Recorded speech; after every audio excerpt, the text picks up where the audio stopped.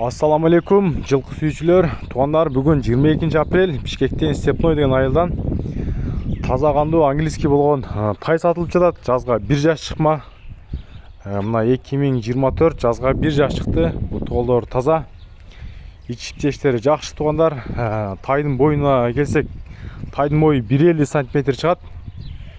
Мына артынан да көрүңүздөр. Артынан баскандарындагы буттары, 4 казыгы таза. Сорусу да жайма сору, өзү узун сууга өсө турган тай.